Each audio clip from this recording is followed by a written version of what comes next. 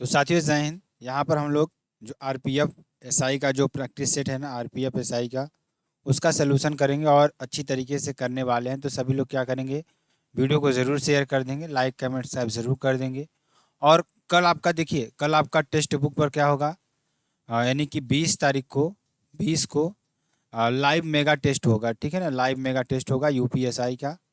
तो उसको आप लोग ज़रूर अटेंड करिएगा, पूरा सलूशन यहाँ पर आपको आएगा। ठीक है ना, तो चाहे मैथ हो, चाहे केमिस्ट्री हो, चाहे फिजिक्स, मतलब कोई भी सब्जेक्ट हो, उसका आपका सोल्यूशन कल मिलने वाला है मेगा लैब टेस्ट का। ठीक, चलिए पहला प्रश्न देखिए, इसमें क्या है। पहला प्रश्न आपका है, एक गांव की जनसंख्या 1,40,000 थी। पहले वर्ष में यह 5% बढ़ी और दूसरे वर्ष में 20% बढ़ी। तो 2 वर्षों के बाद इसकी जनसंख्या क्या होगी। देखिए, जनसंख्या कुल कितनी है, 1,40,000 रुपये। पहले वर्ष 5 वर्ष बढ़ती, 5% बढ़ी तो 105। पहले 100 थी, 105 बढ़ी, यानी 5 बढ़ी तो 105 हुआ, और नीचे 100 कर देंगे। ठीक, चलिए अब इसको हम निकालेंगे। देखिए, एक जीरो से एक जीरो कैंसिल हो जाएगा, एक जीरो से एक जीरो कैंसिल हो जाएगा। 14 का मल्टीप्लाई इसमें करें, 14 पंचे 70, हासिल लगा 7। यहाँ पे क्या आ जाएगा, 7 हो जाएगा। 14 एक का 14, और यहाँ पर 14 हो जाएगा। एक जीरो आप बढ़ा देंगे। ठीक है ना, तो आपका आंसर कितना आ जाएगा, ध्यान दीजिएगा। आपका आंसर आ जाएगा यहाँ पर, आपका आंसर कितना आ जाएगा, ध्यान दीजिएगा। सॉरी, तो यहाँ पे देखेंगे, देखिए यहाँ पे 4 जीरो है ना, मैंने 3 ही लगाया है, तो एक जीरो और यहाँ पर बढ़ा दीजिएगा। 1,47,000 रुपये आपका आ जाएगा। ठीक, अब दूसरे वर्ष में क्या है, 120 आपको हो जाएगा, 120/100। 20% बढ़े तो 120/100, एक जीरो से एक जीरो कैंसिल, यहाँ से एक जीरो से कैंसिल। ठीक है ना, 2 जीरो बचा, और इसमें मल्टीप्लाई करेंगे तो 12 सत्ते 84 का 4, हासिल लगा 8। 12 चौक 48, और 8 कितना हुआ, 56 का 6। 12 एक का 12, और 5 हासिल था, 12 5 17। ठीक है ना, 17,000, यानी कि 1,76,400। ठीक है ना, ये आपका आ जाएगा आंसर। ठीक, चलिए अगला क्वेश्चन देखिए, क्या करा, आरेख का आलेखन करें और निम्नलिखित प्रश्न का उत्तर दें। देखिए क्या करा है, 135 से अधिक अंक प्राप्त करने वाले कितने छात्र हैं। देखिए 135 से अधिक यहाँ से जोड़ेंगे, कहाँ से जोड़ेंगे, ध्यान दीजिएगा। अगर देखेंगे इसको तो कहाँ से जोड़ेंगे, बहुत ही इंपॉर्टेंट, बहुत ही महत्वपूर्ण। तो कहाँ से कहाँ तक जोड़ेंगे, 140 से 45, 8 इसको जोड़ेंगे, 5 4 1, 135 से अधिक पा रहे हैं ये। ठीक है ना, तो देखिए अब देखिए यहाँ पर क्या हो जाएगा, जोड़ेंगे तो 8 + 5 14 + 4 18, 1 19। यहाँ पर आपका कितना होना चाहिए, ध्यान दीजिएगा, 5 8 5 13 होता है। ठीक है, 13 13 4 17, 1 18 आपका हो जाएगा। ठीक है, 18 आपका आंसर हो जाएगा, इसमें ऑप्शन कट गया है।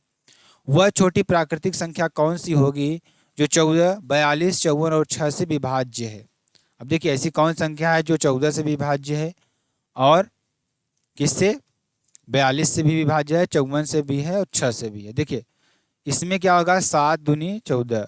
ठीक, यानी सब संख्याएं विषम है तो 2 से कटेंगी। ठीक है ना, इसका 7 से चेक कर लीजिए, 7 से 7 7 पचे 35, 3 बच रहा है। ठीक है ना, 34 होगा, 4 तो ये अब नहीं कटेगा 7 से। 7 पचे 35, 2 बजा 7 चौक 28, ये कट रही है 7 से। ठीक है ना, इसको चेक करते हैं, 7 छंग 42, 3 38, ये नहीं कट रही है।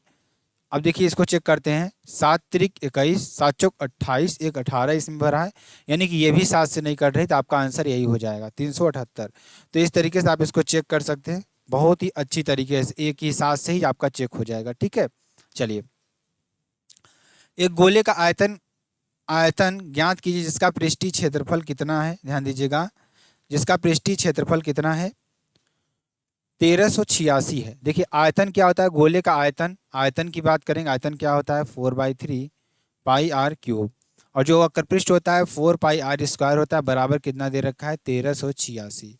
यहाँ से इसको सॉल्व कर लीजिएगा आप, इसको सॉल्व करेंगे तो 4 × 22/7 × r² बराबर 1386। ठीक, इसको 4 से मल्टीप्लाई करेंगे तो कितना हो जाएगा, 4 × 12, 1 4 चौक 16, ये 4 से नहीं कटेगा, 4 से नहीं कटेगा। इसको देखिए, ध्यान दीजिएगा, 2 से काटिए, 2 दूनी 4, 2 छंग 12, 2 9 18, 2 तिहाई 6।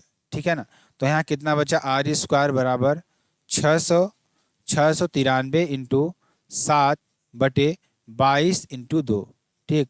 तो इस तरीके से आप इसको सॉल्व करेंगे तो यहाँ से आपका जो आंसर आएगा, ध्यान दीजिएगा आंसर कितना आएगा, आंसर आपका आएगा 100 यानी 10.5 सेंटीमीटर आपका आ जाएगा त्रिज्या।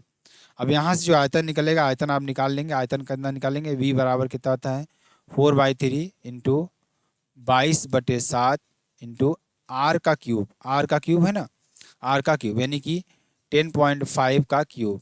इसको सॉल्व करेंगे आप, थोड़ा कैलकुलेशन है इसमें, तो इसको सॉल्व करेंगे तो कितना आएगा, ध्यान दीजिएगा 1451 सेंटीमीटर क्यूब आपका आ जाएगा। ठीक, देखिए ईसा और अंशु ने मिलकर एक व्यापार में 44,000 रुपये का निवेश किया। देखिए ईसा थी, ठीक, प्लस अंशु ने मिलकर कितने का निवेश किया, 44,000 का निवेश किया। ठीक, अब देखिए वर्ष के अंत में कुल लाभ कितना मिलता है, कुल लाभ कितना है 8800 रुपये, कुल लाभ हमारा दिया है, कुल लाभ कितना दे रखा है 8800 रुपये। ठीक है, अब देखिए जो कुल लाभ में से ईसा का जो हिस्सा है, लाभ में ईसा का हिस्सा कितना है 1100 रुपये। जब लाभ में ईसा का हिस्सा 1100 है तो 8800 माइनस 1100, ठीक है ना, यहाँ से माइनस करेंगे इसको 7 यानी कुल लाभ में से, अंत में ध्यान दीजिए 8800 रुपये के कुल लाभ में से ईसा का हिस्सा कितना है 1100 रुपये, तो यहाँ से किसका अंशु का हिस्सा आएगा, अंशु का हिस्सा कितना आ गया 7700।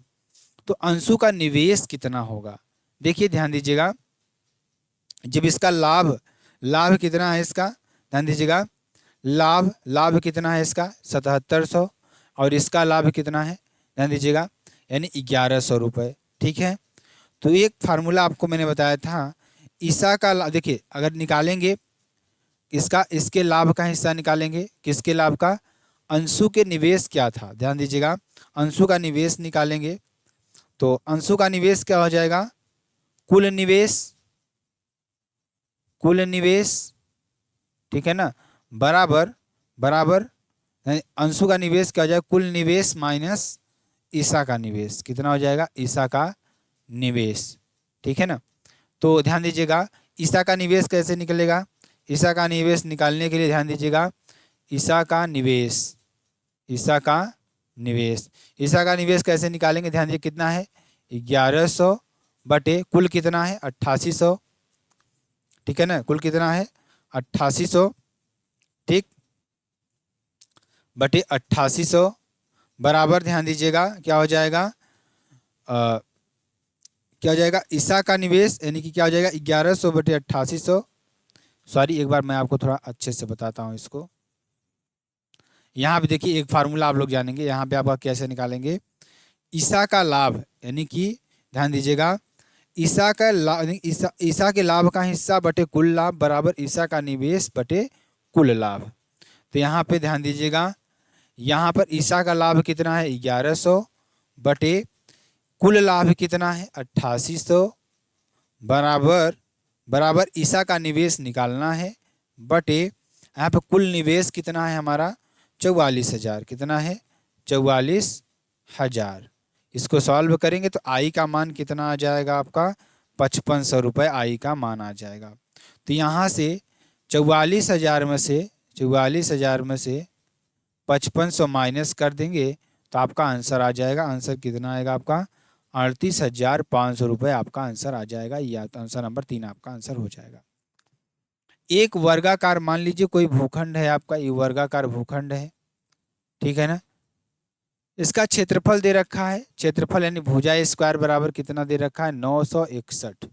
961 किसका वर्गमूल होता है आपको ये बताना है। तो अब ए बराबर कितना अंडर रूट 961 ऑप्शन में देख लीजिए 9 9 81, देखिए सबका सही है, ठीक है ना। तो देखिए कौन किसके करीब जा रहा है, 3 त्रिक का 9, ये तो ज़्यादा हो जाएगा, 3 त्रिक का 9, ये देखिए 31 का हो सकता है, 31 इंटू 31 यानी एक इकाई 3 3 1 का 3 और यहाँ पे 3 त्रिक का 9, ठीक। तो यहाँ पे देखिए 1 6 9 यानी कि इसका हो जाएगा 31 का, तो इसकी भुजा कितनी हो जाएगी 31, ठीक, आपका हो जाएगा आंसर नंबर 4। इस तरीके से आप निकाल लेंगे। अगला क्वेश्चन ये भी देखिए बहुत सिंपल सा क्वेश्चन है, तो 28 का गुणा 10 में करेंगे 280, गुणित 4 में भाग देंगे कितना हो जाएगा 1, इंटू 19 में से 12 माइनस करेंगे 7/7, कट के जाएगा 1 आ जाएगा। तो 280 इंटू 1 कितना आ जाएगा 280 ही आ जाएगा आपका। ठीक है, ये आप कर दीजिएगा। चलिए, 3 क्रमागत महीनों में ईंधन की कीमत में क्रमशः 25%, 60% और 10% की कमी होती है।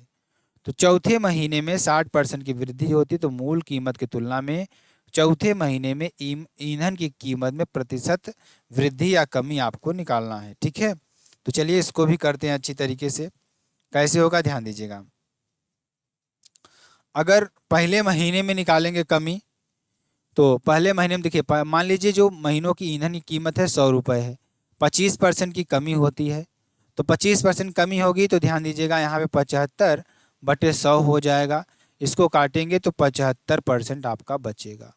ठीक, 75 इकाई आप 75 आपका बचेगा। अब इस 75 में 60 की कमी और हो जा रही है, तो 60 की कमी होगी तो कितना बचेगा 40/100। समझ में आया ना, 40/100 बचेगा। तो 1 0 से 1 0 कैंसिल, 5 1 5 5 25, 5 दूनी 10, 2 दूनी 4 बराबर कितना जाएगा 30, आपका 30 बचेगा। अब 30 में भी 10% की कमी हो रही है, 30 इंटू 10% कमी होगा तो 90 बचेगा, बटे 100 हो जाएगा। 1 0 से 1 0 कैंसिल, 1 0 से 1 0 कैंसिल, यहाँ पे 9 त्रिक 27 बचेगा। ठीक है ना, 27 आ जाएगा। अब देखिए, अब इसमें क्या कर रहा है, इसमें आप ईंधन में 60% की वृद्धि होती है, 60% की वृद्धि कर दीजिए इसमें, 27 इंटू कितना हो जाएगा तब 160 हो जाएगा, बटे 100 हो जाएगा। 1 0 से 1 0 कैंसिल, 2 पंचे 10, 2 8 कितना हो जाएगा 16। यानी इसको करेंगे 7 8 56 का 6 हासिल का 5, 8 दूनी 16, 16 5 21, 216/5। ये आपकी आ जाएगी कौन से महीने में, चौथे महीने में। इतना आपको बचा मूल कीमत। अब देखिए, इसको परसेंटेज में निकालेंगे तो कितना आएगा 43 दशमलव, कितना आएगा 43.2 इकाई आपका बचेगा। अब देखिए प्रतिशत कमी निकालेंगे तो अभी कितना है 43.2 बटे कितना हो जाएगा -100। ठीक, जो बचा है 100 बटे 100 इंटू 100। ठीक है ना, तो आप इसको सॉल्व करेंगे तो कितना आ जाएगा आपका -56.8% आपका आंसर हो जाएगा। -56.8 ध्यान दीजिएगा % यानी कि आपका ध्यान दीजिएगा ये मतलब लगभग इतना आपको मान लीजिए यही आपका आंसर हो जाएगा। ठीक है ना, ठीक, चलिए आगे चलेंगे। बिक्री के दौरान राघव 100 रुपये का अंकित मूल्य वाली एक नोट पर 77% छूट देता है। मतलब किसी का अंकित मूल्य कितना है छूट पर, और 100 रुपये अंकित मूल्य वाली पेन पर 16% छूट पर खरीदा। मतलब देखिए 100 रुपये का अंकित मूल्य है और 77% की छूट पर खरीद रहा है। ठीक है ना, तो इसका 77% कितना हो जाएगा बटे 100 में 100, यानी कि ध्यान दीजिएगा अगर यहाँ पर देखा जाए तो यहाँ पे कितने रुपए की छूट पा रहा है, ये 77 रुपये की छूट पा रहा है। ठीक, और यहाँ पर देखिए 100 रुपये के अंकित मूल्य पर 16% छूट, तो डायरेक्टली आप 16 रुपये की छूट देख लीजिए। जिन दोनों को ऐड कर देंगे 7 6 13 × 3 7 1 8 1 9 93 रुपये आपका हो गया। ठीक है, चलिए। बैंक एक अर्धवार्षिक आधार पर गणना की इकाई 9.2 वार्षिक चक्रवृद्धि ब्याज दर पर प्रदान करता है। क्या कह रहा है कि कोई बैंक है, अर्धवार्षिक आधार पर गणना की गई 9.2% वार्षिक चक्रवृद्धि ब्याज प्रदान करता है। ठीक, कितना प्रदान करता है ध्यान दीजिएगा। तो चलिए ध्यान से समझिए, बहुत अच्छी तरीके से सवाल को समझेंगे। ठीक है ना, देखिए एक बैंक है, अर्धवार्षिक आधार पर गणना की गई, मतलब जो बैंक अर्धवार्षिक आधार पर गणना की गई 9.2 वार्षिक चक्रवृद्धि ब्याज दर ब्याज प्रदान करता है। ये ग्राहक एक वर्ष की 1 जनवरी और 1 जुलाई को 2907 रुपये जमा करता है। मतलब कि एक वर्ष की 1 जनवरी को भी कितने रुपए जमा करता है 2907 रुपये, और कितनी 1 जुलाई को भी 2907 रुपये जमा करता है। तो को वर्ष के अंत में ब्याज के रूप में उसे मिलने वाली राशि बहुत सिंपल सा है। देखिए सबसे पहले ध्यान दीजिएगा, अर्धवार्षिक ब्याज पर कर रहा है तो ब्याज की दर कितनी हो जाएगी, आर बराबर कितना हो जाएगा 9.2/2। अर्धवार्षिक कर रहा है तो कितना हो जाएगा 4.6%, यानी कि इसको आप चेंज करेंगे तो 0.04% आपका हो जाएगा, 4-6%। अगर इसको आप निकालेंगे तो ठीक है ना, कितना हो जाएगा 4-6%। ठीक, इतना आपका आ जाएगा आर। अब जो फार्मूला हमारे पास मालूम है, देखिए 1 जनवरी को कितना जमा करता है 2900, 2 बार में जमा करता है। 1 जनवरी को कितना जमा करता है, 1 जनवरी को जमा करता है 2907 रुपये, और ये 1 वर्ष के लिए होती है, ये 1 वर्ष पूरा चलेगा, मतलब 1 जनवरी से दिसंबर तक चलेगा। लेकिन जो 1 जुलाई को जमा करेगा ना, 1 जुलाई को 2907 रुपये, वो कहाँ तक जाएगा, सिर्फ 6 महीने के लिए जाएगा। ठीक है, तो चलिए इसको निकालते हैं, बहुत सिंपल सा है। तो देखिए 6 महीने के लिए निकालेंगे और बहुत ही इंपॉर्टेंट आपके लिए हो जाएगा। देखिए अगर इसको देखेंगे तो यहाँ से ध्यान दीजिएगा, फार्मूला आपका क्या होता है, ए बराबर क्या होता है P/1 + R/2। ठीक है ना, ये फार्मूला है आपका। तो यहाँ से ए का मान रखेंगे, ए बराबर कितना हो जाएगा, ए का मान निकालना है 2907 × 1 + R का मान 0.4046 का होल स्क्वायर। इसको सॉल्व करेंगे, इसको सॉल्व करने पर हमें ए बराबर कितना मिलेगा, ए बराबर मिलेगा 3179.35। इसको थोड़ा कैलकुलेशन आप लोग कर लीजिएगा। उसके बाद देखिए अब ए बराबर अर्धवार्षिक के लिए निकालेंगे, P/1 + कितना हो जाएगा, कितना हो जाएगा, ध्यान दीजिएगा कितना हो जाएगा यहाँ पर आपका 1 + R। ठीक है ना, ये मतलब आधे वर्ष के लिए निकालेगा तो यहाँ पे 1 हो जाएगा, 2 का भाग 1 में करेंगे तो 1 इसमें होता है। ठीक है ना, तो यहाँ से क्या हो जाएगा 2907 × 1 + कितना हो जाएगा 0.046। ठीक, इसको सॉल्व करेंगे, इसको सॉल्व करने पर कितना आ जाएगा हमारा, कितना आ जाएगा हमारा, आएगा हमें 3042.31। तो जो हमारी ब्याज निकल कर आएगी, ब्याज कितनी निकल कर आएगी, ध्यान दीजिएगा, ब्याज हमारी निकल कर आएगा 3042.31 माइनस कितने 2907। ठीक है ना, ये आपका आ जाएगा ब्याज। ठीक, कितना ब्याज आएगा, ध्यान दीजिएगा, इसमें आपका ब्याज कितना आएगा, पहले महीने में जो ब्याज है, देखिए पहले दूसरे महीने का ब्याज है, दूसरे महीने में ब्याज कितना आएगा आपका 135.31। इसको घटाएंगे तो देखिए ब्याज बराबर क्या होता है, मैं आपको देता हूँ, ब्याज बराबर क्या होगा, ब्याज बराबर क्या होगा, ध्यान दीजिएगा, ब्याज बराबर आपका क्या होगा कुल, यानी ध्यान दीजिएगा, यानी मिश्र धन माइनस मूलधन, मिश्र धन माइनस मूलधन, तो आपको ब्याज निकल कर आ जाएगा। तो आपका ध्यान दीजिएगा ये मिश्र धन हो जाएगा माइनस मूलधन 2907 बराबर आपका कितना आ जाएगा यहाँ पर 272.35। अब टोटल ब्याज आप जोड़ लीजिए, कितना हो जाएगा 13,135 यहाँ पे हो जाएगा, प्लस यहीं पे आप ऐड कर लीजिए 272.35। यहाँ पे टोटल आपका कितना आ जाएगा 407.31 आपका आंसर हो जाएगा। ठीक है, चलिए आगे चलेंगे। फरवरी 2023 से ध्यान दीजिएगा क्या हो रहा है यहाँ पर, बहुत इंपॉर्टेंट क्वेश्चन ये भी है।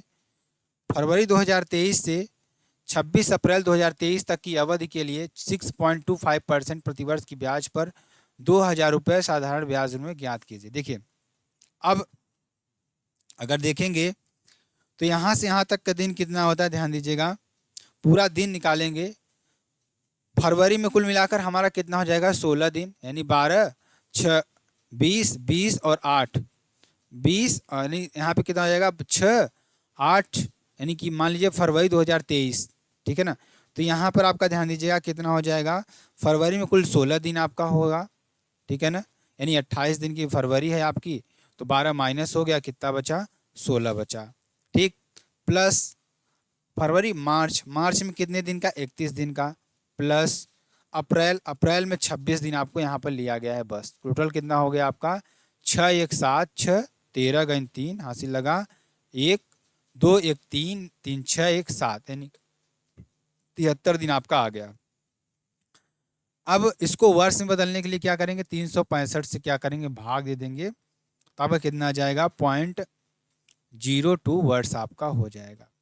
ठीक, अब देखिए, अब हमारा SI बराबर कितना होता है, PRT अपान 100। मूलधन कितना है, प्रतिवर्ष ब्याज दर पर 2000 रुपये पर 2000 मूलधन आपका हो जाएगा। ठीक, इंटू आर कितना है 6.25% इंटू समय कितना है 0.2 वर्ष बटे 100। इसको आप सॉल्व करिए, 2000 इंटू यहाँ दशमलव हटाएंगे तो 625, यहाँ दशमलव हटाएंगे 2 आ जाएगा, 3 जगह से दशमलव हटा तो नीचे 3 जीरो बढ़ जाएगा। ठीक, 2 जीरो पहले 3 जीरो बढ़ा दिया, देखिए 3 जीरो से 3 जीरो कैंसिल हो जाएगा आपका, बचा 100। यहाँ से इसको काटेंगे तो 50 आएगा, यहाँ से इसको काटेंगे तो 25 आएगा, यहाँ से इसको 5 से काट देंगे यानी 25 से काट देंगे तो 25 पंचे यानी 25 25 हम 625 यानी 25 आपका आंसर हो जाएगा। ठीक है, चलिए 8 संख्याओं का औसत कितना दे रखा है, 20 दे रखा है। 8 संख्याओं का कुल योग कितना हो जाएगा, 20 इंटू 8 यानी कितना हो जाएगा 160। 5 संख्याओं का औसत 21 है तो 21 इंटू 5 हो जाएगा, 5 1 का 5, 5 दूनी 10, 105। तो 3 संख्याओं का अवशेष क्या हो जाएगा, देखिए घटाएंगे इसको यहाँ से तो 10 में से 5 गया 5 और यहाँ से कितना बचा 5, यहाँ से हो जाएगा 5। अब कितनी संख्याओं का, 3 संख्याओं का, 3 से भाग दे दीजिए, 3 1 का 3, 2 बचा, 3 8 24। ठीक है, 3 3 3 आपका हो जाएगा। ठीक है, नहीं कि 18.33 आपका आंसर हो जाएगा। ठीक, चलिए अगला क्वेश्चन देखेंगे। अगला क्वेश्चन देखिए, प्रमोद ने 171 कुर्सियां बेची और 57 कुर्सियों के विक्रय मूल्य के बराबर लाभ हुआ, तो उसका लाभ प्रतिशत कितना हो जाएगा। ठीक, बहुत ही सिंपल सा क्वेश्चन, बहुत ही इंपॉर्टेंट क्वेश्चन। ठीक है, तो अब देखिए उसने उसका सेलिंग प्राइस कितना है, मतलब 171 कुर्सियां बेची, 171 कुर्सियां उन्होंने बेची। ठीक, और 57 कुर्सियों के विक्रय मूल्य के बराबर, 57 कुर्सियों के लाभ कितना है, इतना लाभ आपका हो जाएगा। लाभ कितना है, 57 कुर्सियों के विक्रय मूल्य के बराबर। ठीक, तो ध्यान दीजिएगा क्रय मूल्य, देखिए जो हमारा विक्रय मूल्य है, देखिए एसपी बराबर क्या हो जाएगा, 171 कुर्सियों का सेलिंग प्राइस बराबर कितना हो जाएगा, 171 इंटू 1 कुर्सी का एसपी। ठीक है ना, तो यहाँ से ध्यान दीजिए लाभ बराबर कितना है, लाभ हमारा क्या है 57 कुर्सियों का एसपी, 57 का सेलिंग प्राइस के बराबर है लाभ। तो यहाँ पे क्या हो जाएगा 57 इंटू 1 कुर्सी का एसपी।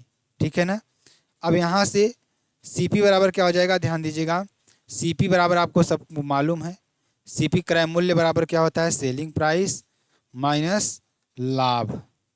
ठीक है, तो सेलिंग प्राइस हमारा कितना है 171।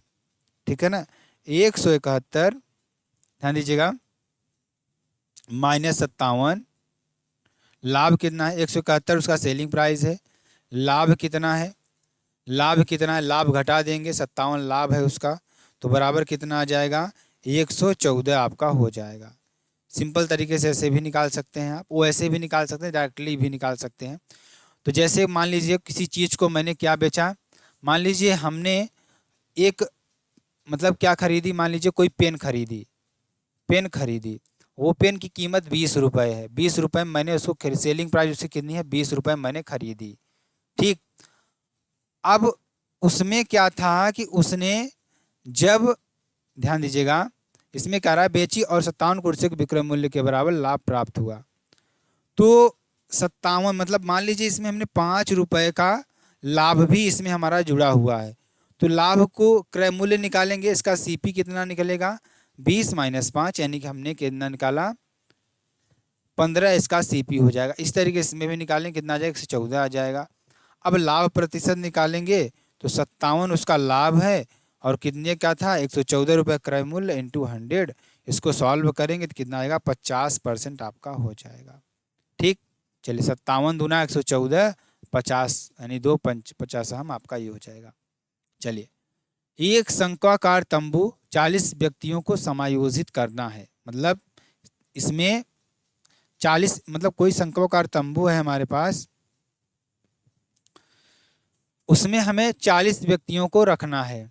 मान लीजिए कोई तंबू है, ठीक, इसमें 40 व्यक्तियों को रखना है और व्यक्ति को जमीन पर 5 मीटर स्क्वायर स्थान और सांस लेने के लिए 70 मीटर क्यूब की वायु की आवश्यकता होती है। तंबू की ऊंचाई ज्ञात कीजिए, ठीक। तो मान लीजिए, देखिए अब देखिए ध्यान दीजिएगा कैसे निकलेगा। देखिए अब प्रत्येक व्यक्ति को कितना 5 मीटर स्क्वायर स्थान चाहिए, तो कुल क्षेत्र उसको कितना चाहिए, देख कितने व्यक्ति हैं 40, तो 40 इंटू 5 यानी कि 40 इंटू 5, तो यहाँ पे 4 पंचे 20, 200 मीटर स्क्वायर जगह चाहिए, ठीक। तो इसकी एरिया कितनी हो जाएगी, ध्यान दीजिएगा। अगर देखा जाए तो क्षेत्रफल इसका कितना हो जाएगा, आधार का क्षेत्रफल, जो ये क्षेत्रफल है गोलाई वाला क्षेत्रफल, तो ये तो आपका एक वृत्त बनेगा। तो वृत्त का क्षेत्रफल कितना होता है, पाई आर स्क्वायर। तो पाई आर स्क्वायर बराबर कितना दे दिया, 200 दे दिया। तो यहाँ से अगर देखा जाए, चूँकि 70 मीटर क्यूब हमें क्या चाहिए, हवा की आवश्यकता होती है। तो ध्यान दीजिएगा 70 मीटर हवा की आवश्यकता होती है। तो यहाँ से अगर आयतन की बात करें तो आयतन हमें कितना चाहिए, 40 इंटू 70 यानी कि 2800 मीटर क्यूब। अब देखिए दो बात हमने समझ में आई, जो हमारा पाई स्क्वायर का मान आया 200 आया। मैं ऐसा क्यों कर रहा हूँ, क्योंकि जो इसका आयतन होता है ना 1/3 पाई आर स्क्वायर एच होता है। हमने पाई आर स्क्वायर का मान निकाला, हमने वी का मान निकाल लिया, हमें एच का मान निकालना है। तो यहाँ से देखेंगे v का मान कितना आ गया 2800 बराबर देखिए 1/3 इंटू इसका मान कितना है 200 इंटू एच का मान निकालना है। 2 जीरो से 2 जीरो कैंसिल हो जाएगा। अब इसको काटेंगे तो कितना आ जाएगा, 14 दूना 28, 14 तिरिक 42 मीटर उसकी ऊंचाई आ जाएगी। तो इस तरीके से आप इसको निकाल सकते हैं। बहुत सिंपल सा क्वेश्चन था। देखिए राघव अपनी यात्रा 20 घंटे में पूरी करता है। मान लीजिए राघव यहाँ से यहाँ तक इसको जाना है, यानी ए पॉइंट से बी पॉइंट तक इसको जाना है, ठीक। इसको कहाँ से कहाँ तक जाना है, ए पॉइंट से बी पॉइंट तक जाना है। अब देखिए जब राघव को ए पॉइंट से बी पॉइंट तक जाना है, तो अब देखिए क्या हो रहा है यहाँ पर, कि ध्यान दीजिएगा बहुत इंपॉर्टेंट है। यहाँ से यहाँ तक इसको जाने में 10 घंटे मतलब 20 घंटे लग रहे हैं। कितने घंटे, 20 घंटे लग रहे हैं। अब देखिए हम मान लेते हैं पूरी दूरी कितना है, डी है, ठीक। पूरी दूरी कितना है, डी है। अब वो क्या कर रहा है, यहाँ मान लीजिए आधी दूरी है, आधी दूरी कितने में तय कर रहा है, कितने दूरी में, 27 किलोमीटर प्रति घंटा की चाल से तय कर रहा है। तो यहाँ से इसकी स्पीड क्या हो जाएगी, आधी दूरी तक 27 किलोमीटर प्रति घंटा, ठीक है ना। अब फिर देखिए यहाँ भी आधी दूरी है, तो यहाँ इसकी स्पीड कितनी है, 54 किलोमीटर प्रति घंटा, ठीक है। तो अब देखिए, अब जो हमारा फार्मूला होता है दूरी बराबर चाल इंटू समय, चाल इंटू समय होता है ना। तो यहाँ से देखिए टोटल समय कितना है, टोटल 10 घंटे है, ठीक। समय इतना है, तो ध्यान दीजिएगा यहाँ से एक समय का निकालेंगे तो d/2/27 किलोमीटर प्रति घंटा, ठीक है ना। यानी आधी दूरी तक, मान लीजिए सी यहाँ आधी दूरी है, तो यहाँ से यहाँ तक की दूरी कैसे निकालेंगे, चाल बराबर यहाँ पे समय निकालेंगे, समय बराबर क्या हो जाएगा, दूरी बटे चाल। तो यहाँ से यहाँ तक की दूरी कितना है, d/2 और चाल कितना है 27, प्लस यहाँ से यहाँ तक की दूरी और यहाँ पे कितना हो जाएगा 54। अब इसको सॉल्व कर लीजिए, d/2 27 दूना कितना हो जाएगा 54, प्लस d/54 दूना कितना हो जाएगा 108। इसको सॉल्व कर लीजिएगा अच्छी तरीके से। सॉल्व करने पर यहाँ से d का मान आप जब निकालेंगे तो यहाँ पे कितना हो जाएगा, देखिए इसको यहाँ पे ले जाएंगे तो 108d प्लस 54d बटे कितना हो जाएगा, यहाँ से 10 इंटू 54 इंटू 108। इसको आप सॉल्व करेंगे, यहाँ पे d हटा दीजिए, d क्योंकि हमने यहाँ पे कॉमन ले लिया है, ठीक है। तो चलिए ध्यान दीजिएगा, यहाँ जब इसको सॉल्व करेंगे तो d का मान आपका कितना आ जाएगा, d का मान आपका आ जाएगा 720। कितना आएगा, 720। यहाँ से आप सॉल्व कर लीजिएगा, 720 किलोमीटर में आएगा, ठीक है। तो इस तरीके से आप इसको सॉल्व कर लीजिएगा। तो ये क्वेश्चन आपको समझ में आ गया होगा। अगला क्वेश्चन देखिए आपका क्या है। देखिए 6 अंकी संख्या है 49, 70, 94, यानी कि में सबसे छोटी एक अंकी संख्या जोड़ने पर वह संख्या 11 से विभाज्य हो जाएगी। तो वह कौन सी संख्या है? अब देखिए इसको अच्छी तरीके से देखेंगे। देखिए 49, 70, 94। अब देखिए 11 से विभाज्य होने के लिए या तो इन संख्याओं के अंतर के सम का योग, संख्याओं के अंतर का सम का योग, ठीक है ना, योग का अंतर या 11 होना चाहिए या 0 होना चाहिए, 11 से डिविजिबल होना चाहिए कुल मिलाकर। तो देखिए 9 7 9, 7 और 7 4 11, 11 और 9 कितना हो जाएगा? 19, 19, ठीक है ना, 19 आपका हो जाएगा, या नहीं 20 हो जाएगा, कितना हो जाएगा? 20। देखिए 9 9 4 13, 13 में 7 ऐड करेंगे तो कितना आ जाएगा हमारा? 20 आ जाएगा। तो 20 माइनस 20 क्या हो जाएगा? 0 हो जाएगा। तो 11 से डिविजिबल हो जाएगा। देखिए ये जो क्वेश्चन मैंने ऊपर से आपको बताया था क्वेश्चन, जिसमें उसमें ब्याज कितना थी? 9.2% थी, ठीक है ना। इसमें ब्याज कितना है? 6.8%। इसको आप होमवर्क के लिए करिएगा, बहुत ही इंपॉर्टेंट क्वेश्चन है आपका, ठीक है ना। और कमेंट में इसका आंसर जरूर बता दीजिएगा, ठीक। चलिए, दूध और जल के 120 लीटर मिश्रण में 15% जल है। मिश्रण में कितना जल मिलाया जाए ताकि जल की मात्रा 25% हो जाए? अब देखिए 120 लीटर में, देखिए 120 में क्या है? दूध भी है, मिल्क है और वाटर है। इसमें जो इसका जो मिलियन है वो 120 लीटर का है। अब इसमें 15% जल है तो 15% निकालेंगे, 15%। तो इसका काटेंगे, जैसे यहाँ पे कहा जाएगा 0 0 का 5 दूनी 10, 2 6 12। तो इसमें अब देखा जाए तो 6 लीटर कितना है? 6 लीटर पानी है और 96 लीटर क्या है? दूध है, ठीक। अब देखिए, अब हमें ध्यान दीजिएगा, अब ध्यान दीजिएगा, बहुत ही इंपॉर्टेंट, बहुत ही महत्वपूर्ण, बहुत ही इंपॉर्टेंट आपके लिए है, ठीक है ना। तो यहाँ से कैसे सॉल्व करेंगे इसको, देखिए आप अच्छी तरीके से, जो कि आपके लिए बेहद इंपॉर्टेंट और बेहद ही महत्वपूर्ण है, ठीक है ना। तो यहाँ पे पानी देखेंगे, सॉरी यहाँ पे अगर इसको सॉल्व करेंगे, एक बार फिर से मैं आपको देखा लेता हूँ अच्छी तरीके से। यहाँ से देखिए, सॉरी यहाँ पे थोड़ा एक बार फिर से इसको सॉल्व कर लेते हैं। देखिए 120 लीटर का मिश्रण है, 15% जल है। तो यहाँ पर ध्यान दीजिएगा, अगर इसमें पानी की मात्रा देखें तो एक जीरो से एक जीरो कैंसिल, 5 तियाई 15, 5 दूनी 10, 2 छंग 12, यानी कि 18 लीटर आपका आएगा। सॉरी यहाँ पे 18 लीटर आपका आएगा। 18 लीटर कितना आएगा? कितना आएगा? जल आएगा। अगर इसमें अगर देखा जाए तो, अगर इसमें देखा जाए तो 18 लीटर इसमें जल आएगा। अब नया पानी का आंसर अगर में देखेंगे तो मौजूदा पानी, अब ध्यान दीजिएगा, बहुत इंपॉर्टेंट, बहुत ही महत्वपूर्ण आपके लिए कंसेप्ट है ये। देखिए अगला सवाल, इसमें मैंने आपको बताया था ना, यहाँ पे थोड़ा देखिए वीडियो मैंने ऑन किया ही नहीं था बताने पर। देखिए मैं इस पर फिर से आपको बता देता हूँ। इस पर देखिए क्या होगा, यहाँ पे मैंने लिखा था, मतलब मान लेते हैं जो हमारा कास्ट प्राइस है, यानी क्रय मूल्य है, वो कितना है? यक्स है। और इस पे यक्स का 60% क्या करता है? अधिक अंकित करता है। तो यहाँ पे क्या हो जाएगा? लिखित प्राइस उसका क्या हो जाएगा? यानी यक्स प्लस यक्स का 60%, ठीक है ना। तो यहाँ पे लिखित प्राइस क्या हो जाएगा? 1.6 इंटू यक्स आपका हो जाएगा। फिर उसके बाद यहाँ से आपका क्या हो जाएगा? 1.6 इंटू 1.6 कितना देता है? छूट देता है।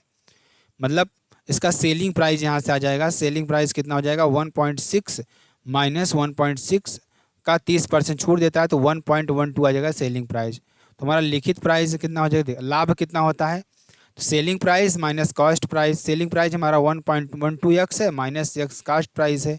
तो यहाँ से हमारा यक्स निकलेगा 500। तो हम लिखित प्राइस में निकालना है, तो 1.6 इंटू 500 बराबर 800 आपका हो जाएगा, ठीक है। अब देखिए इसको कैसे सॉल्व करेंगे, क्या हो जाएगा? 123 माइनस 12, यहाँ देखिए 123 है ना, तो एक अंक है आपका, यहाँ पर एक अंक पे लगा है, तो 123 माइनस 12, ठीक। इसको थोड़ा सॉल्व करेंगे अच्छी तरीके से, ध्यान दीजिएगा। यहाँ पे देखिए इसको कैसे करेंगे, ध्यान दीजिएगा। यहाँ पे क्या हो जाएगा? 123 माइनस 12 बटे, देखिए यहाँ पे जो जिस पर, देखिए मैं आपको इसको अच्छी तरीके से समझाता हूँ आपको, ताकि आपको समझ में आ जाए, दोबारा सोच पूछना न पड़े। देखिए क्या होता है, जैसे यहाँ पे कितना दे रखा है 1.123 का बार प्लस 0.39 का ऊपर बार, 2 अंक पे बार है। जब 1 अंक पे बार है और इधर देखिए 2 अंक है ना, 2 जीरो आएगी। अगर 1 अंक है तो 1 जीरो आएगा। तो 123 लिखेंगे, पूरा अंक लिखेंगे। बार 1 अंक पे है, 1 अंक छोड़कर इधर कितना है 2 अंक है, तो -12 लिखेंगे। अब जितने अंक हैं इधर ना उतने जीरो आएंगे, 900 प्लस इधर कितना है 39 लिखेंगे, कोई अंक नहीं है ऐसे छोड़ देंगे, बटे क्या हो जाएगा 99 आपका, और जितने अंक पे बार है उतना 9 आपका आएगा। ठीक है, अब देखिए अब इसको सॉल्व करेंगे तो यहाँ से ऊपर 111 आ जाएगा बटे 900 प्लस 39 बटे 99। इसको सॉल्व करेंगे तो यहाँ से आपका क्या हो जाएगा 9900, मतलब 9900 कॉमन ले लेंगे। ठीक, तो आपका क्या हो जाएगा यहाँ से, यहाँ ऊपर आपका क्या हो जाएगा ध्यान दीजिएगा, जो कि आपके लिए बेहद इंपॉर्टेंट और बेहद ही महत्वपूर्ण है।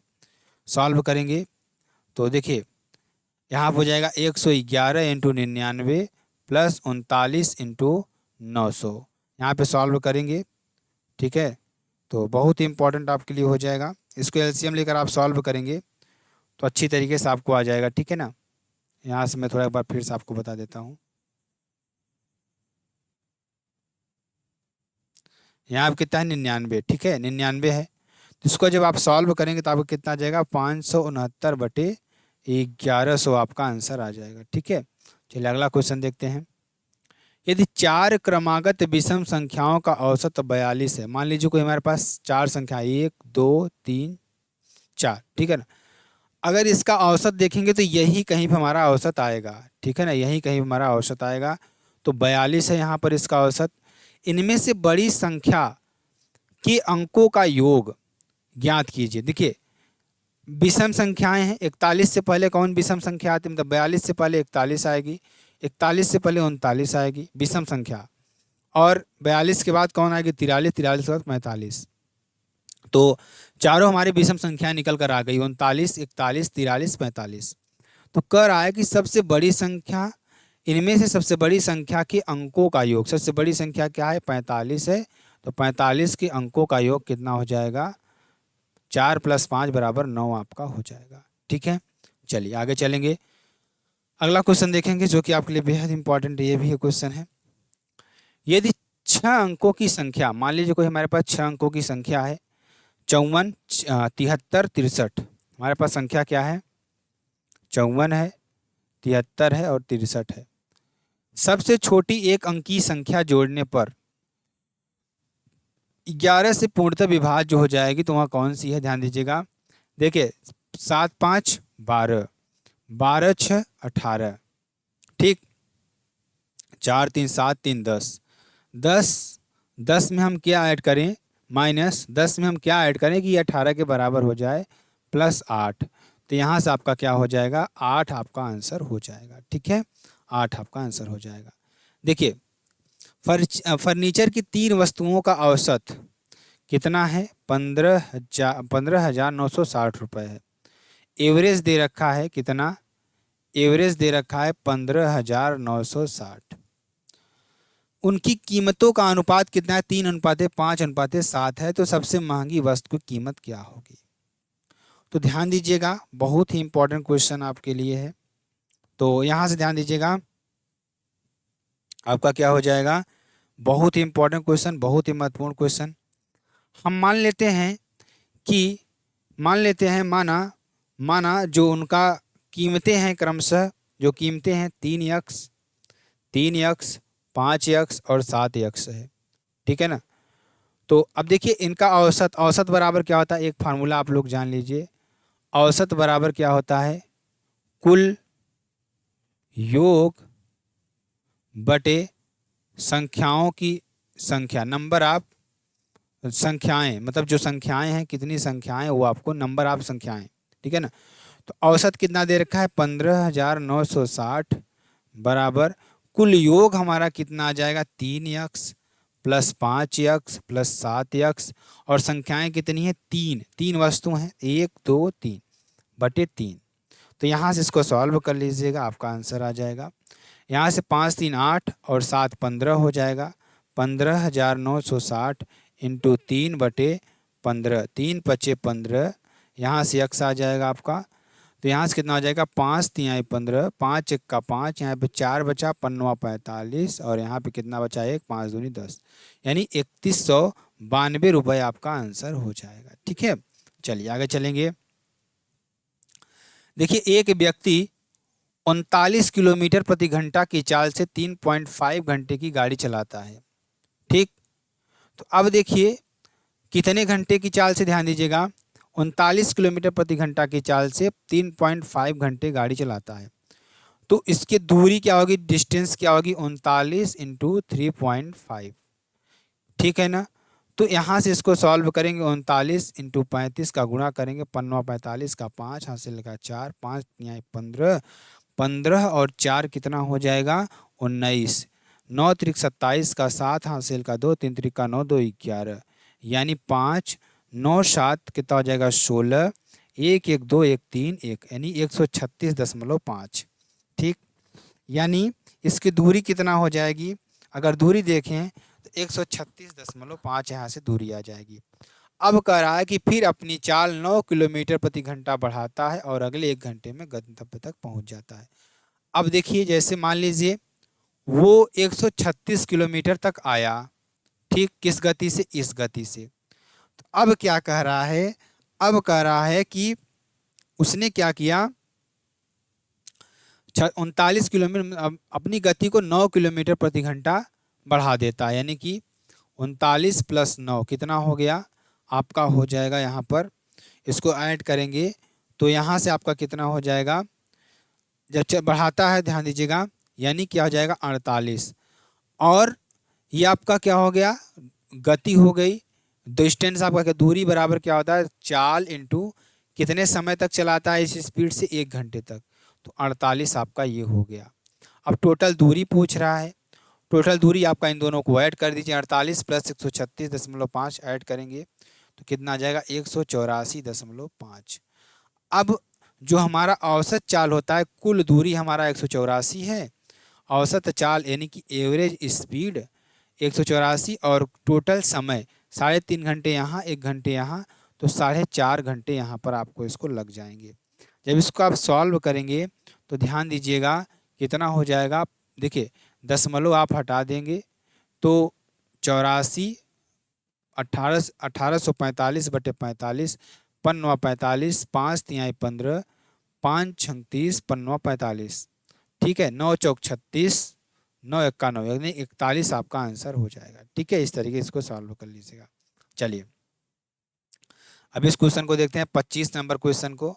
इसमें आप देखिएगा क्या दे रखा है, 29 × 2 × 742 भागे √2809 बराबर y + 784। अब देखिए क्या दे रखा है, जो कि आपके लिए बेहद इंपॉर्टेंट और बेहद ही महत्वपूर्ण है। क्या है यहाँ पर, 2809 किसका वर्गमूल है, आपको ये निकालना होगा, किसका है, 53 का है। ठीक है ना, तो यहाँ पे हो जाएगा 29 × 2 × 742 भागे 53, ठीक है ना, -784 बराबर y का मान निकालना है। अब देखिए इसको काटेंगे, यहाँ से 53 से इसको काटिए, 3 दूनी 6, मतलब 3 दूनी 3, 3 9, 3 चौक 12, 3 पच्चे 15। मतलब अब इसको काटने पर आप ध्यान दीजिएगा, इसको आप काटेंगे तो इसको भाग दे दीजिए, 742, यानी भाग देंगे 53 का, तो 53 1 का 53 आपका हो जाएगा। यहाँ से 4 में से 3 गया 1, 7 में से 5 गया 2, 21 और 2 बचा। अब देखिए 5 बार जाएगा, ये 5 बार जाएगा, 5 बार जाएगा 212 आ जाएगा आपका। ठीक है ना, यानी 5 चौक 20, 5 चौक 20, यानी 4 बार जाएगा। कितनी बार, 4 बार जाएगा, 4 तिहाई 12। ठीक है ना, तो यहाँ पे क्या हो जाएगा 29 × 2, और यहाँ पे क्या हो जाएगा 14 - 784, यानी आपका हो जाएगा 29 दूना कितना हो जाएगा, 9 दूनी 18, 2 दूनी 4, 4 1 5 × 14 -784। इसको जब आप सॉल्व करेंगे तो यहाँ पे क्या हो जाएगा, ध्यान दीजिएगा, y बराबर आपका आ जाएगा 28 आपका आंसर हो जाएगा। ठीक है, चलिए आगे चलेंगे। एक दुकानदार एक वस्तु को यक्स पर अंकित करता है, मान लीजिए यक्स रुपए अंकित करता है यानी मार्क प्राइस, ठीक, उस पर 40% की छूट देता है। छूट की कीमत पर 70% वैट जोड़ने के बाद वह 255 रुपए में बेचता है, तो यक्स का मान क्या होगा। अब देखिए बहुत सिंपल सा क्वेश्चन है आपके लिए। अब देखिए जो बहुत इंपॉर्टेंट क्वेश्चन, मान लीजिए जो अंकित मूल्य है यक्स रुपए है। अब यक्स पर क्या करता है, वह 40% की छूट देता है, तो वह कितने में बेचता है, ध्यान दीजिएगा 60% पर बेचता है, यानी कि यक्स का इंटू 0.60 पर रुपए पर बेचता है। तो विक्रय मूल्य आपका क्या हो जाएगा, विक्रय मूल्य 255 है, ठीक है ना, 255 है। विक्रय मूल्य बराबर क्या होता है, ध्यान दीजिए विक्रय मूल्य आपका क्या हो जाएगा, यानी कि छूट की कीमत पर 70% वैट जोड़ने पर, ठीक, तो 100 की चीज सिर्फ 70 हो गया।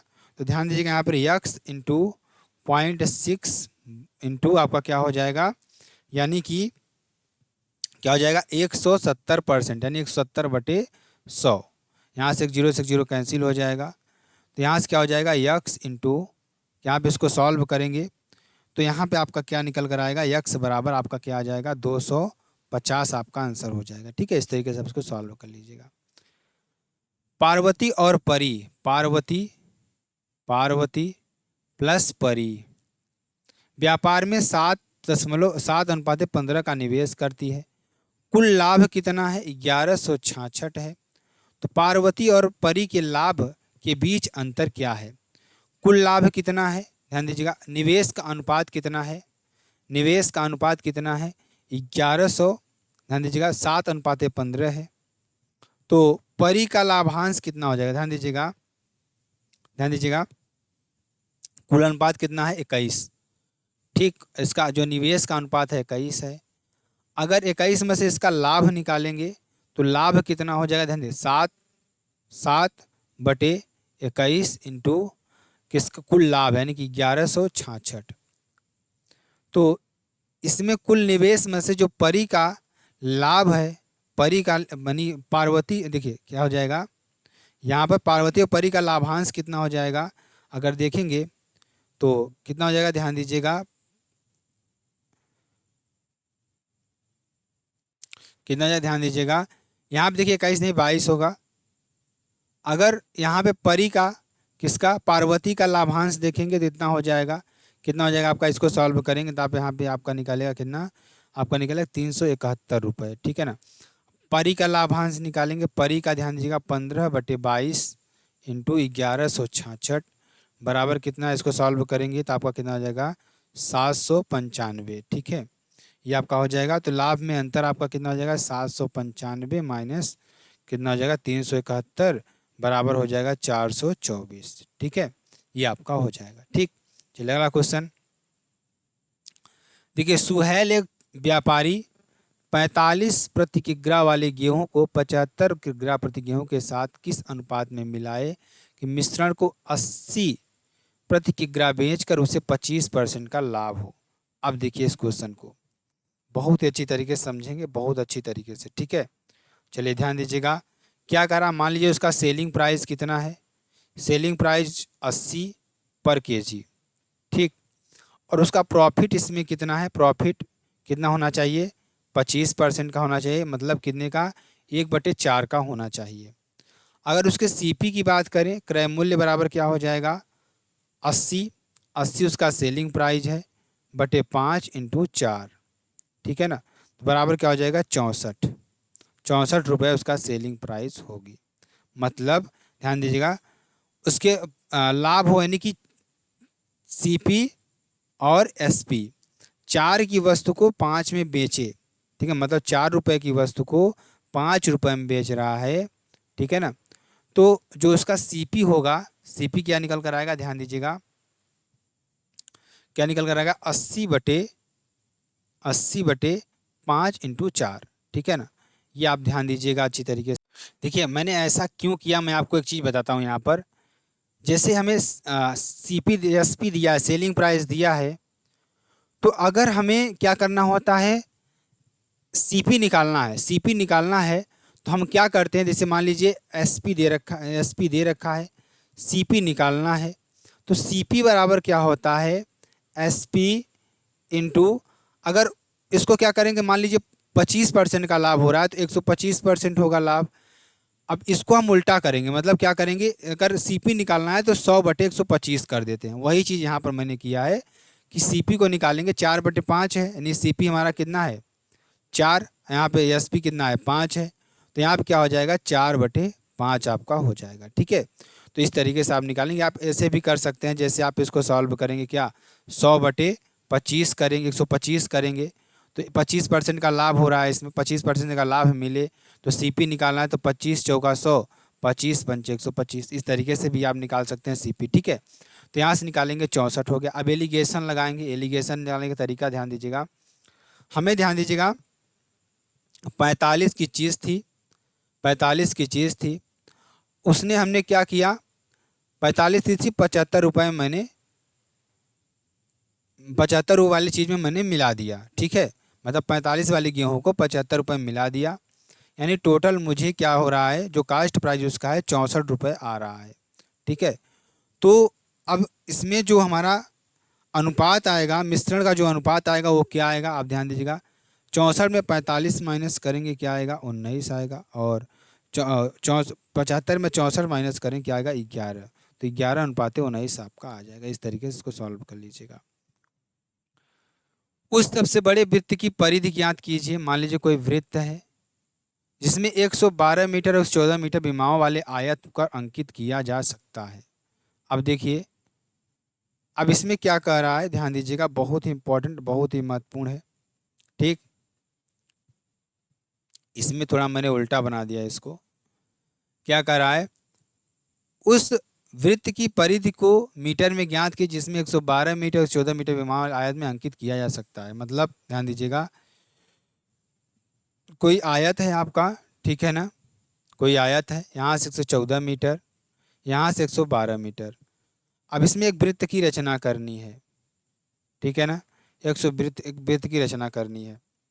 तो क्या कर रहा है, ध्यान दीजिएगा, अब हमें निकालना है परिधि, इस वृत्त की परिधि निकालना है। वृत्त की परिधि निकालने के लिए क्या करेंगे, इस आयत की सबसे छोटी भुजा कितनी 112, तो ये वृत्त का क्या होगा, व्यास होगा, वृत्त का क्या होगा, व्यास होगा, क्योंकि छोटी भुजा है, यहाँ से यहाँ तक जाएगा, ठीक है ना, तो इसका व्यास होगा।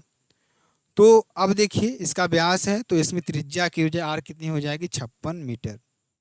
ठीक, परिधि क्या हो जाएगी बराबर 2πr, तो यहाँ से मान रख देंगे, क्या हो जाएगा, सॉल्व कर लीजिएगा यहाँ से आप लोग, 2 × 22/7 × 56, 7 और 56, यहाँ से इसको सॉल्व करेंगे, 8 दूनी 16, 8 दूनी 16 1 17 × 2, यहाँ पे दूना करेंगे 352 मीटर आपका हो जाएगा। ठीक, 192 मीटर लंबी ट्रेन एक खंभे को 52 सेकेंड में पार करती है। 294 मीटर लंबे प्लेटफार्म पर ट्रेन पर लिया गया समय कितना होगा। ठीक है ना, देखिए मान लीजिए कोई ट्रेन है, 192 मीटर लंबी ट्रेन है, 52 सेकेंड का समय लेती है, पार करने में 52 सेकेंड का समय लेती है, और तो 294 मीटर लंबे प्लेटफार्म पर पार करने में ट्रेन द्वारा लिया गया समय क्या होगा। कुल ध्यान दीजिएगा, यहाँ पर आपका क्या होगा, बहुत ही इंपॉर्टेंट क्वेश्चन, बहुत ही महत्वपूर्ण क्वेश्चन। पार करने में कुल समय कितना लगेगा, ध्यान दीजिए, कुल समय आपका क्या लगेगा, ट्रेन की लंबाई, ट्रेन की लेंथ प्लस प्लेटफॉर्म की लंबाई। ठीक, PL से इसको कर दिए। अब ट्रेन की चाल कितनी हो जाएगी, ट्रेन की चाल आपकी हो जाएगी 192 बटे आपका क्या हो जाएगा 52। ठीक है ना, इसको सॉल्व करेंगे तो चाल आपकी आ जाएगी 21 मीटर प्रति सेकेंड। अब ध्यान दीजिएगा, 294 मीटर प्लेटफार्म को पार करने के लिए उसको कितना समय लगेगा, समय मतलब 294 को पार करेगा तो कितना समय लगेगा, यानी ध्यान दीजिएगा कितना लगेगा, ध्यान दीजिएगा उसको कितना समय लगेगा। अब 294 मीटर लंबे प्लेटफार्म को पार करने में ट्रेन द्वारा लिया गया समय कितना हो जाएगा, कुल दूरी का आपकी कितना हो जाएगी 1092 प्लस 294 मीटर बटे जो ट्रेन की गति है, गति कितना हो जाएगी आपकी 21 मीटर, ठीक है ना। तो समय यानी समय समय कितना आपका आ जाएगा, जो समय है समय आपका कितना आ जाएगा, आपका कितना हो जाएगा, यानी इसको ऐड करेंगे तो 1386/21 आपका हो जाएगा, ठीक है ना। टाइम यहाँ पर निकालेंगे, टाइम टाइम ठीक है ना। तो आपका क्या सॉल्व करें, कितना हो जाएगा, 66 सेकेंड आपका हो जाएगा, ठीक। चलिए, दो समान लंबाई की ट्रेनें समानांतर पटरियों पर एक साथ क्या हो रही हैं, एक ही दिशा में क्रमशः 40 किलोमीटर घंटा और 22 किलोमीटर घंटा की चाल के साथ चल रही हैं। तो तेज वाली ट्रेन धीमी चाल वाली ट्रेन को 40 सेकंड में पार करती है, तो प्रत्येक ट्रेन की लंबाई आपको बताना है। मान लीजिए जो तेज ट्रेन की गति है S1 है, कितनी है, 40 किलोमीटर प्रति घंटा। जो धीमी वाली ट्रेन की गति है वो कितना है, स्पीड कितना है, 22 किलोमीटर प्रति घंटा, ठीक है। तो अब यहाँ से देखिए समय कितना है, 40 सेकेंड, टी बराबर हमें कितना लग रहा है, 40 सेकेंड में पार कर रही है।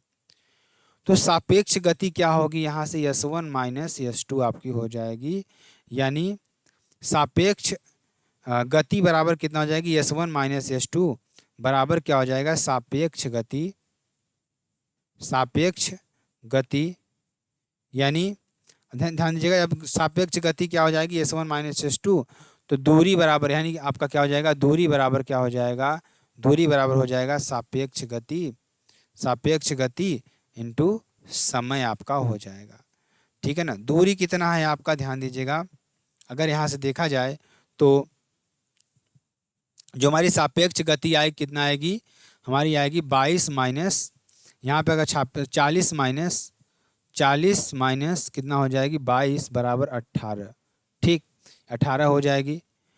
अब ध्यान दीजिएगा, अगर देखा जाए तो अब ध्यान दीजिएगा, बहुत ही इंपॉर्टेंट कितना है यहाँ पर, किस में आएगा आपका, ये आपका घंटा में आएगा, घंटा में आएगा, मतलब दूरी किलोमीटर में आएगी, ठीक है ना, किलोमीटर में आएगी।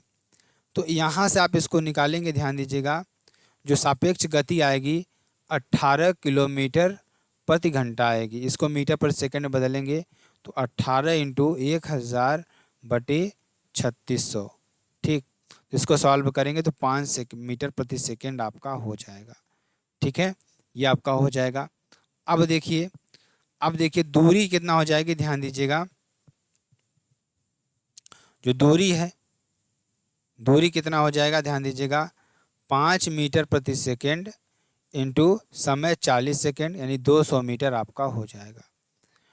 तो अब देखिए, जो ट्रेन यानी तय की गई दूरी ट्रेनों की लंबाई के योग के बराबर है, तो ट्रेनों की लंबाई की है, ध्यान दीजिएगा, प्रत्येक ट्रेन की लंबाई, ध्यान दीजिएगा, प्रत्येक ट्रेन की लंबाई कितनी हो जाएगी, 200 मीटर बटे 2 यानी कि 100 मीटर आपका हो जाएगा, ठीक है। चलिए आगे चलेंगे, अगला क्वेश्चन, इसको सॉल्व करेंगे।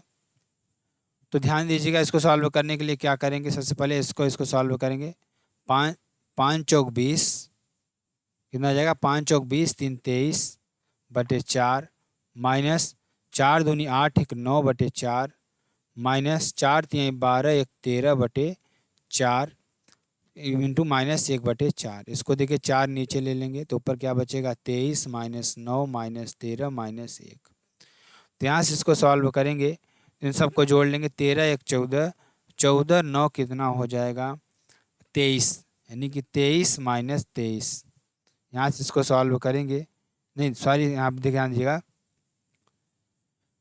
13 और 9 कितना हो जाएगा, 7 7 22 1 23, ध्यान दीजिएगा, जो कि आपके लिए बेहद इंपॉर्टेंट है, बहुत ही महत्वपूर्ण आपके लिए प्रश्न है।